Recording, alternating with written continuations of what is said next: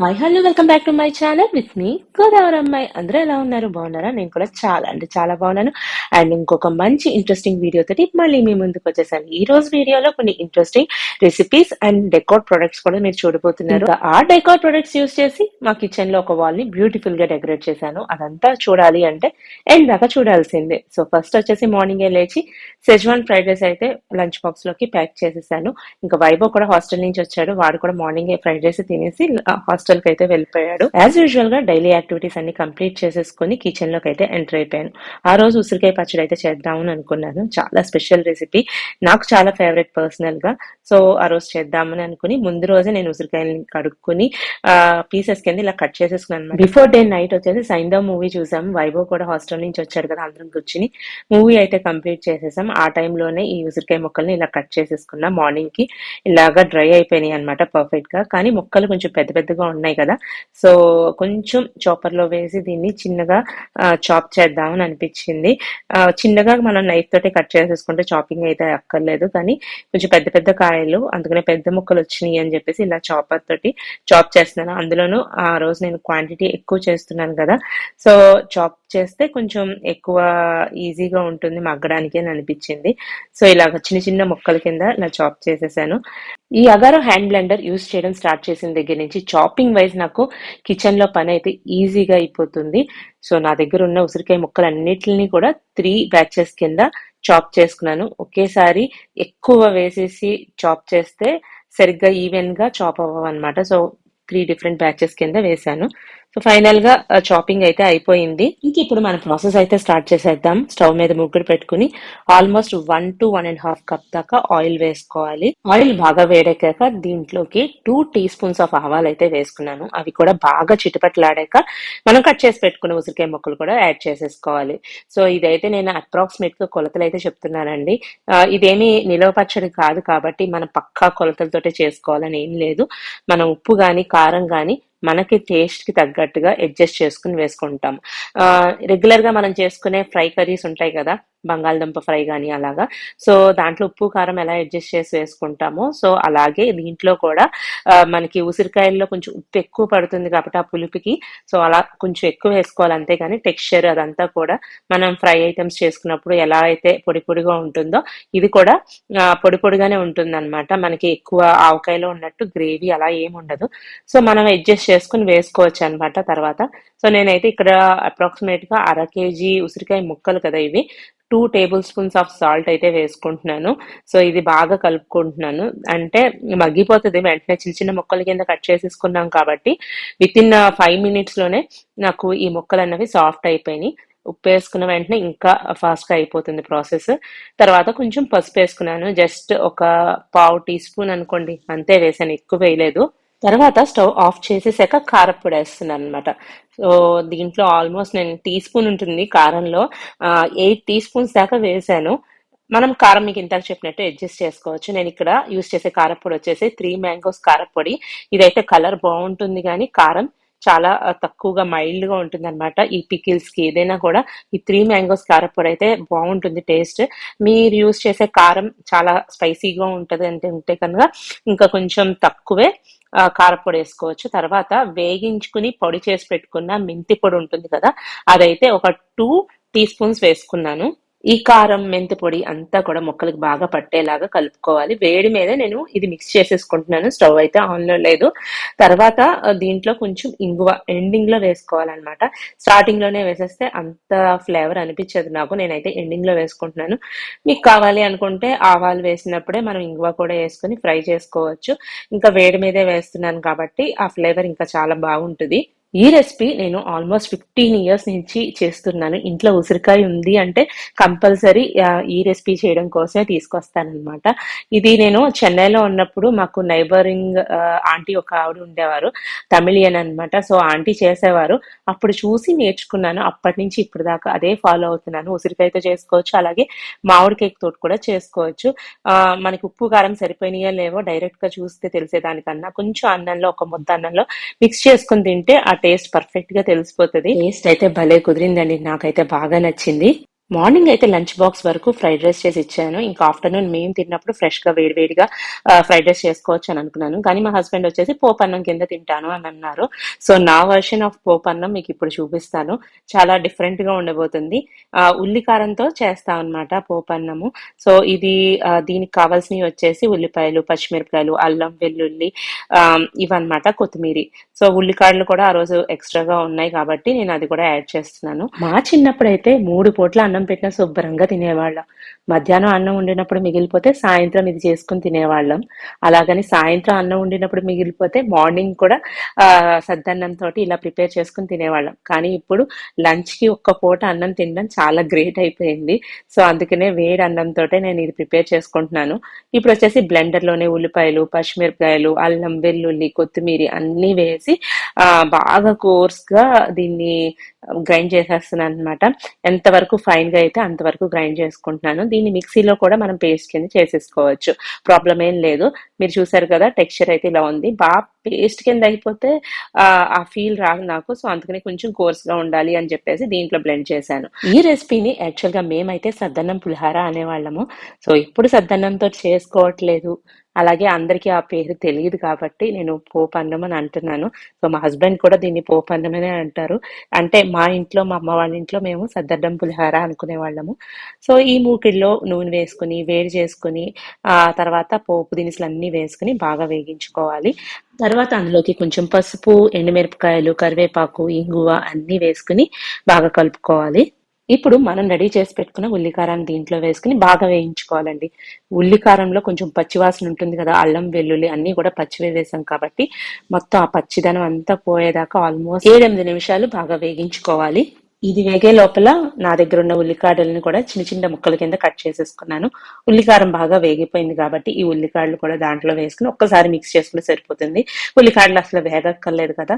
So, తర్వాత rice ఏదైతే ఉందో అది పొడి పొడిగా చేసి పెట్టేసుకున్నాను, ఎక్కడ గడ్డల కింద లేకుండా. సో, రైస్ ఈజీగా మిక్స్ అయిపోతుంది కదా ఈ ఉల్లికారంలోకి అని చెప్పేసి రైస్ మిక్స్ చేసినప్పుడే దీనికి సరిపడా సాల్ట్ కూడా వేసుకుని మిక్స్ చేసుకోవాలి. ఈ పోపులో ఉల్లికారం వేగించేసాక ఆ ముద్దని మనం ఫ్రిడ్జ్ లో స్టోర్ కూడా చేసుకోవచ్చు. ముందు రోజు ప్రిపేర్ చేసి పెట్టేసుకున్నాం అనుకోండి, నెక్స్ట్ డే మనకి ఎప్పుడైనా తినాలి అనిపించిన వెంటనే రైస్ ప్రిపేర్ చేసుకొని రైస్ లో ఈ ముద్ద కలిపేసుకొని తినేయచ్చు అన్నమాట. దీంట్లో ఫైనల్ టచ్ గా కొంచెం నిమ్మకాయ అయితే పిండుతున్నానండి. ఒక పావు బద్ద నిమ్మకాయ అనుకుంటా, అంతకన్నా ఎక్కువ కాదు. ఎందుకంటే నిమ్మకాయ ఫ్లేవర్ ఎక్కువగా డామినేట్ చేయకూడదు. నేనేదో కొంచెం ట్యాంగీనెస్ ఉండాలి అన్నట్టుగా ఇది పిండాను. ఇది కంప్లీట్లీ ఆప్షనల్ అనమాట. ఆ రోజు లంచ్ అయితే కుమ్మేశానండి. రెండు కూడా నా ఫేవరెట్ డిషెస్. పోపు అన్నం, అలాగే దానికి కాంబినేషన్ గా ఉసిరికాయ పచ్చడి, రెండు భలే కుదిరినాయి. కాంబినేషన్ కూడా ఇంకా అదిరిపోయింది. మా ఫ్రెండ్స్ అందరికీ కూడా నేను చేసే ఈ ఉసిరికాయ పికిల్ అయితే చాలా ఇష్టం అనమాట. సో, వాళ్ళందరికీ కూడా ఇద్దామని ఆ రోజు ఎక్కువ క్వాంటిటీ చేశాను. వాళ్ళు కూడా ఎప్పుడైనా స్పెషల్ డిషెస్ చేసినప్పుడు నాకు ఇస్తూ ఉంటారు. అలా ఎక్స్చేంజ్ చేసుకుంటే చాలా బాగా అనిపిస్తుంది కదా. కుకింగ్ అయిపోయింది, లంచ్ అయిపోయింది. ఇప్పుడు ప్రశాంతంగా కూర్చొని అన్బాక్సింగ్ చేద్దాము అని అనుకున్నాను. సో, ఈ రెండు ప్రొడక్ట్స్ అన్బాక్సింగ్ చేస్తున్నాను. సో, ఇవి వచ్చేసి రెండు కూడా డెకార్ ప్రొడక్ట్స్ అనమాట. సో, కిచెన్లో నా బ్యాక్ సైడ్ వాల్ ఏదైతే ఉందో అది ఎంటీగా కనిపిస్తుంది. సో, ఎప్పటి నుంచో దానికి ఏదైనా డిఫరెంట్గా విత్ ఇన్ బడ్జెట్లో ఏదైనా చేయాలి అని అనుకుంటున్నాను. సో, నేను ఈ రెండు ప్రొడక్ట్స్ పర్చేస్ చేశాను. నాకు ఈ రెండు కలిపి అరౌండ్ 500 రూపీస్లోనే ఈ డెకోర్ ఐటమ్స్ అయితే వచ్చేసినాయి. సో, ఇవేంటో చూద్దాము. ఒకటైతే ఇది ఓపెన్ చేశాను, మీషోలో నుంచి ఆర్డర్ చేశాను. సో, ఇది వచ్చేసి 3 పీస్ సెట్ అనమాట. సో, మూడు కూడా డిఫరెంట్ లీవ్స్ ప్యాటర్న్ అయితే వచ్చినాయి. ఒకటిది, అండ్ సెకండ్ వన్ ఇది, అండ్ థర్డ్ వన్ ఇది. మొత్తం అంతా కూడా బ్యాక్ సైడ్ ఇలాగా కార్డ్బోర్డ్ మెటీరియల్తో చేసింది అని తెలిసిపోతుంది. డెలికేట్గానే ఉంది, కానీ ఒకసారి వాల్కి ఫిక్స్ చేసేస్తే కొన్ని రోజులు అయితే బాగానే ఉంటుంది అని అనిపిస్తుంది. డబల్ టేప్ ఇచ్చారు మీరు ఇక్కడ అబ్జర్వ్ చేస్తే. సో, ఇది స్టిక్ చేయాలి. ఇది ఒక ప్రోడక్ట్, చాలా సింపుల్ ప్రోడక్ట్. ప్రైస్ నేను కింద మెన్షన్ చేస్తాను చూడండి. సో, అదర్ ప్రోడక్ట్ ఏంటో కూడా చూసేద్దాము.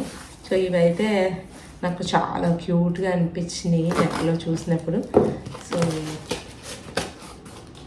ఎలా వచ్చినాయి ఏంటో అనేది నేను కూడా ఓపెన్ చేసి చూడలేదు.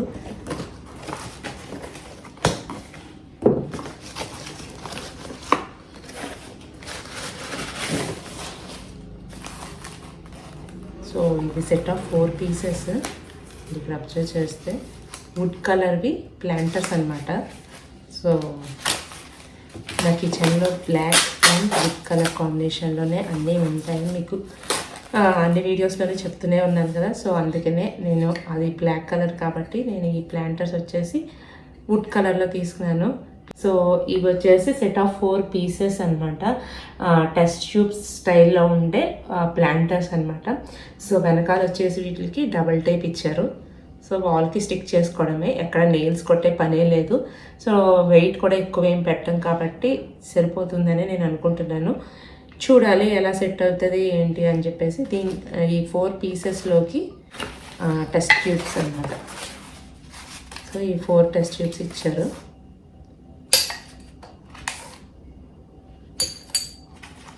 చాలా సన్నంగా ఉన్నాయి టెస్ట్ ట్యూబ్స్. వీటిలోకి ఏం పెట్టాలి? సో ఈ 4 అనమాట.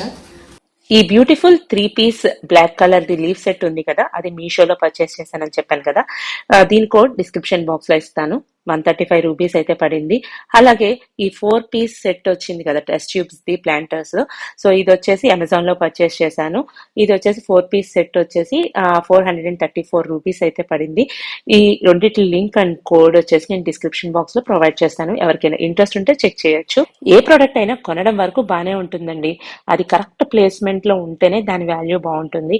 అది 100 రూపీస్ అయినా 1000 రూపీస్ అయినా 10,000 రూపీస్ అయినా మనం కరెక్ట్గా దాని ప్లేస్ని ఎలొకేట్ చేసి దాన్ని బ్యూటిఫై చేసినప్పుడే దాని అందం అన్నది ఎలివేట్ అవుతుంది. అండ్ నేను ఈ ప్రోడక్ట్ ని సెట్ ఆఫ్ 3 కింద వచ్చినాయి కదా, స్టెప్ బై స్టెప్ పెట్టాలా అలాగే స్ట్రైట్ గా పెట్టాలా అని చాలా సేపు ఆలోచించాను. ఫైనల్ గా స్టెప్ బై స్టెప్ పెడితేనే లుక్ వైజ్ బాగుంది అని అనిపించింది.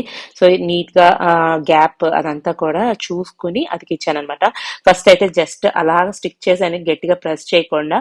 అంతా ఓకే అనిపించాకనే ఒకసారి ప్రెస్ చేశాను అనమాట గోడకి. సో అలా ఫిట్ అయిపోయింది. తర్వాత పైన కింద ఈ ప్లాంటర్స్ అయితే పెడదామని అనుకున్నాను. వీటికి బ్యాక్ సైడ్ వచ్చేసి ఫుల్ గా డబల్ టైప్ ఇచ్చాడు, ఈజీగా ఫిక్స్ అయిపోయినాయి. నేను కొంచెం గోడకి ఇవి స్టిక్ అవుతాయా లేదా అని కొంచెం డౌట్ పడ్డాను, కానీ పర్ఫెక్ట్ గా సెట్ అయిపోయినాయి అనమాట. ఈజీగా ఇలా పెట్టగానే స్టిక్ అయిపోయినాయి. కానీ ఇది ఎప్పుడైనా ఫ్యూచర్ లో రిమూవ్ చేయాలి అంటే గోడకి కొంచెం డబల్ టైప్ రిమూవ్ చేయడం అనేది పెద్ద టాస్క్ అనిపించింది. కానీ అప్పుడు దాకా అయితే లుక్ వైజ్ బాగుంటుంది కదా. ఫ్యూచర్ లో అంటే ఇంకా ఒక 2 years కో 3 years కో తర్వాత మార్చినప్పుడు ఆలోచిద్దాంలే అని చెప్పేసి ప్రస్తుతానికి అయితే ఫిక్స్ చేసేసాను. సో కింద ఒక 2 పైన ఒక 2 ఇలా ఫిక్స్ చేశాను అనమాట. ఇంకొక 2 పీసెస్ ఉంటే ఇంకా 3 అలా వస్తుందేమో అని అనిపించింది, కానీ ఇంకా సెట్ ఆఫ్ 4 పీసెస్ కాబట్టి దీన్ని ఇలా ఫిక్స్ చేశాను. ఇంకా టెస్ట్ ట్యూబ్స్ లో వాటర్ ఫిల్ చేశాను అనమాట. వీటిలో 4 మనీ ప్లాంట్ కటింగ్స్ అయితే ప్లేస్ చేసుకున్నాను. ఇది మనీ ప్లాంట్ కటింగ్సే కాకుండా మనం ఇంకేదైనా ఆర్టిఫిషియల్ ఫ్లవర్స్ అవన్నీ మనకి దొరుకుతాయి కదా, అవి కూడా ప్లేస్ చేసుకోవచ్చు. కానీ మోస్ట్లీ కుదిరినంత వరకు న్యాచురల్ ప్లాంట్స్ పెట్టడానికే ట్రై చేస్తాను ఇంటి మొత్తం. అందులోని ఈ వాల్ మనం కిచెన్ లోకి ఎంటర్ అవ్వగానే కనిపిస్తుంది. సో న్యాచురల్ గా ప్లాంట్స్ తోటి ఉంటే బాగుంటుంది అని అనిపించింది. ఎప్పుడైనా నేను వీడియో చేసినప్పుడు కూడా బ్యాక్ డ్రాప్ లో నాకు ఈ బ్యాక్ డ్రాప్ కనిపిస్తుంది కాబట్టి గ్రీన్ అండ్ అలాగే wood, black, white colour wall మీద అన్ని కూడా పర్ఫెక్ట్ గా అలా సెట్ అవుతాయి అని అనిపించింది. నేను అనుకున్నట్టే మంచి అవుట్పుట్ అయితే వచ్చింది. మీ అందరూ కూడా ఫైనల్ అవుట్పుట్ నేను లాస్ట్ లో యాడ్ చేస్తాను, చూసి ఎలా ఉందో కామెంట్ చేసి చెప్పండి. అమెజాన్ లో కానీ మీషోలో కానీ ఏదైనా ఒక ప్రోడక్ట్ పర్చేస్ చేయాలి అంటే 100 ఆప్షన్స్ ఉంటాయి. సో అన్ని ఆప్షన్స్ లో మనకు నచ్చిన ప్రోడక్ట్ మన బడ్జెట్ లో ఏముంది అండ్ మన ప్లేస్ కి ఏది పర్ఫెక్ట్ గా సెట్ అవుతుంది, ఇవన్నీ ఆలోచించుకుని ఒక ప్రోడక్ట్ పర్చేస్ చేయాలంటేనే అదే పెద్ద టాస్క్ అనమాట. సో నేను మాక్సిమం ట్రై చేస్తాను with in the budget and నా హౌస్ కి బాగా బ్లెండ్ అయిపోయే ఐటమ్స్ సెలెక్ట్ చేయడానికి. చాలా వరకు సక్సెస్ అవుతాయి, ఇంకొన్ని ఫెయిల్ కూడా అవుతాయి. ఫైనల్ గా ఈ అవుట్పుట్ అయితే అస్సలు ఎక్స్పెక్ట్ చేయలేదండి, చాలా బాగా సెట్ అయింది.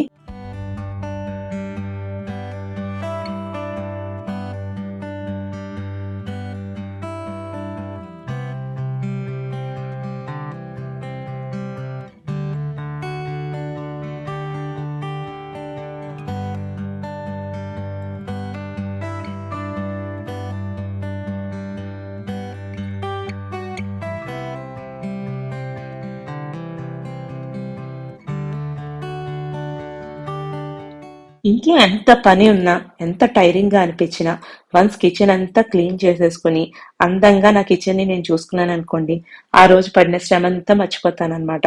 పర్ఫెక్ట్ గా ఎక్కడుండేవి అక్కడ పెట్టేసి కొంచెం బ్యూటిఫుల్ గా హౌస్ ని చూసుకుంటే ఆ తృప్తే వేరండి. సో ఈ రోజు వీడియో ఇంతేనండి. డెకోర్ అండ్ రెసిపీస్ మీకు రెండు నచ్చినాయి అని అనుకుంటున్నాను. మీకు ఈ వీడియోలో ఏం నచ్చినాయో కామెంట్ చేసి చెప్పడం అస్సలు మర్చిపోకండి. మీరు కనుక మన ఛానల్ని ఫస్ట్ టైం విజిట్ చేస్తున్నట్టయితే, ఇంకా మన ఛానల్ని సబ్స్క్రైబ్ చేసుకోకపోతే do subscribe my channel with me, Godavar Ammai. See you all in the next video. Bye bye.